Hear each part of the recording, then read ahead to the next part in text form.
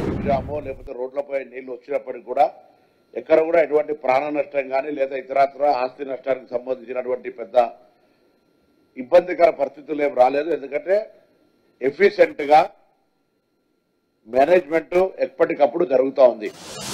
ఇది ఈ రోజు ఒకటే రోజు వచ్చినటువంటి సమస్య కాదు. 1931లో జనాభాకు అనుగుణంగా ఏర్పరిచిన తర్వాత ఆనాడు ఉన్నటువంటి డ్రైన్ సిస్టమ్ కావచ్చు, డ్రింకింగ్ వాటర్ సిస్టమ్ కావచ్చు, లేకపోతే రోడ్స్ కావచ్చు, ఎలక్ట్రిసిటీ కావచ్చు ఉన్నదాన్ని తాత్కాలికంగా ఎవరిని ఇప్పుడు మనం విమర్శించేది కాదు. కానీ ఉన్నటువంటి సందర్భాల లోపల అప్పటికప్పుడు రిక్వైర్మెంట్ ప్రకారంగా ఎక్స్పాన్షన్ చేసుకుంటూ పోయినాం తప్ప భవిష్యత్తుకు సంబంధించినటువంటి ఒక ప్రణాళిక అనేటువంటిది ఏం చేసుకోలేదు. అది ఇప్పుడు గౌరవ ముఖ్యమంత్రి గారు శాఖ వారి దగ్గర ఉంచి భవిష్యత్తు ప్రణాళికలకు సంబంధించి హైదరాబాద్ లో త్రాగునీటికి సంబంధించి కావచ్చు లేదా ఇతరత్ర అన్ని రకాల అంశాలకు సంబంధించి ఒక స్పెసిఫిక్ గా అన్ని విభాగాల సమన్వయంతో అనేక సందర్భాల్లో రివ్యూ చేసి ఒక కార్యాచరణ తీసుకొని అందుకు సంబంధించి ఒక ఈ మధ్యలో జీవో కూడా ఏర్పాటు చేశారు. అదంతా కూడా సర్వే జరుగుతూ ఉంది. ఇప్పుడు ప్రస్తుతానికి అది రాబోయే కాలానికి సంబంధించి తీసుకునే నిర్ణయం. ఇప్పుడు ప్రస్తుతానికి జరుగుతున్న సందర్భంలో మేము ప్రజలను కోరుతా ఉన్నా, ఎక్కడైనా ఏదైనా ఇబ్బంది వస్తే వెంటనే ఈ శాఖ ఆ శాఖ అనేది లేకుండా మీకు అందుబాటులో ఉన్నటువంటి ఏ వ్యవస్థ అయినా, అది రెవెన్యూ కావచ్చు, ఎలక్ట్రిసిటీ కావచ్చు, పోలీసు కావచ్చు, హైడ్రా కావచ్చు, జిహెచ్ఎంసీ కావచ్చు, ఎవరైనా సరే వాళ్ళ సహకారం తీసుకొని ఆ సమస్యను దాన్ని అధిగమించే విధంగా ముందు ఆ యొక్క ఎపిసోడ్ నుంచి బయటికి రావాలని కోరుతాను.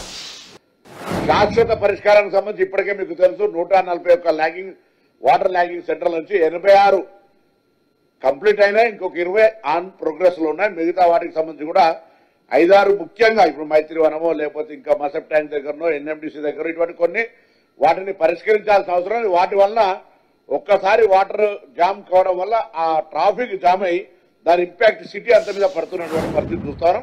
వాటిని కూడా త్వరగా పూర్తి చేయడానికి ప్రణాళిక తీసుకొని పోతాను. సో ఈ సందర్భంలో ప్రజల సహకారం కూడా కావాలి. ప్రభుత్వం తరఫున ఎన్ని రకాల చర్యలు తీసుకున్నా ప్రభుత్వము తప్పకుండా ప్రజలకు సంబంధించినటువంటి కష్టాల లోపల భాగస్వామ్యం తీసుకునే ప్రయత్నం జరిగినా ప్రజలు కొన్ని అంశాల్లో సహకరించాల్సిన అవసరం ఉంది. వర్షం యొక్క రెయిన్ఫాల్ ఆ యొక్క పడే విధానంతో మీరు చూస్తా ఉన్నారు. కంటిన్యూస్ గా కొద్ది గొప్ప వర్షం పడుతుంటే డ్రైన్ సిస్టమ్ అబ్జర్వ్ చేసుకునే కెపాసిటీ ఉంది, లేదా పబ్లిక్ ట్రాఫిక్ నాన్ స్టాప్ లో ట్రావెల్ చేసే స్కోప్ ఉంది. కానీ అబ్నార్మల్ రెయిన్ ఒకటేసారి పడడం వల్ల అంతా కూడా overflow traffic or water maybe అంతా జరుగుతూ ఉంది. అప్పుడు ప్రజలు కొంత ఉన్నటువంటి వాతావరణంలో అంటే చెప్పి వర్షాలే వస్తలు ఈ టైంకి వర్షాలు పడతాయని ఎంత వివరించే ప్రయత్నం జరిగినా కూడా వాళ్ళ విధి నిర్వహణలో వాళ్ళ బాధ్యతల ఆఫీసు అయిపోయే టైంకి ఇంటికి పోయే సందర్భంలో వర్షం పడితే సందర్భంలో ఎక్కువ కనబడుతున్నటువంటి పరిస్థితి.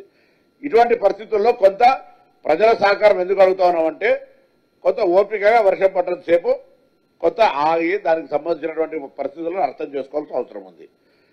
ఇప్పుడు ఇంకా ఎవరైనా వాటర్ బాగా నిలుస్తుంది, డ్రైన్ ప్రాబ్లం అవుతా ఉంది, ప్రజలకు రవాణా సౌకర్యం ఇబ్బంది అవుతుంది అంటే అక్కడ ఏదైనా హర్డీలు అంటే కబ్జా అయ్యో లేకపోతే ప్రభుత్వానికి సంబంధించినటువంటి ఆస్తుల మీద ఇబ్బంది కలిగే వ్యవస్థ నెలకొన్నది. కాబట్టి ఈ యొక్క ప్రకృతి నేచురల్ గా పోకుండా అడ్డం పడి పబ్లిక్ ఇన్కన్వీనియన్స్ అవుతుందంటే ప్రత్యేకించి హైడ్రాకు అధికారాలు ఇచ్చి జిహెచ్ఎంసీ పరిధినే కాకుండా త్రిపుల్ లోపల ఇక్కడ ఓఆర్ఆర్ లోపల వాటి సమస్య పరిష్కరించడానికి ప్రత్యేక అధికారాలతో పాటుగా అన్ని రకాల చర్యలు తీసుకోవడానికి ఒక వ్యవస్థను ఏర్పాటు చేశాం. మెట్రో